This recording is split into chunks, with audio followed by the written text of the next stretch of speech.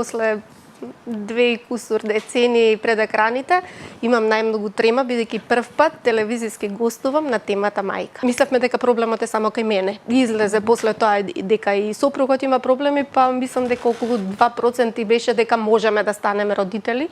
По природен пат? Не по природен пат, дури со инвитро, воопшто, да. Од тие стеги, очекувања од блиските, од семејствата, од општеството, ве сметаат дека не сте вредни доколку немате дете, му викав те молам немој да шушкаш со кесите, не знам како да ти опишам, и доаѓа вака да те земам, да те смачкам и да не се навреди некој. Замислете некој да се налути, затоа што прво сте затворени дома, лежите, хормоните се лудуваат. Да, ретко кој маж ги разбира. Нема да заборавам, во трговски центар го шетаме Марко, јас и татко ми, и лифтот наеднаш не работи, имаат некои фиксации.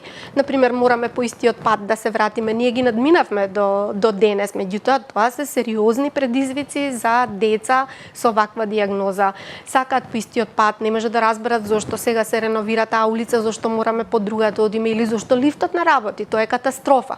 И се случи нешто такво, ескалаторот да не работи, Марко почна да вреска, на патос да вреска, и ни доаѓа обезбедувањето и јас изгледам ситна, мала, не знам, детето не личи на мене, личи на таткото, татко ми многу повозрасен, и тогаш многу ме болеше, меѓутоа тогаш си ветив дека нема да ми значи туѓото мислење толку да ме повредува, дека е Марко најважен, кога ми рече човекот од обезбедувањето: "Господјо, чие е детето?"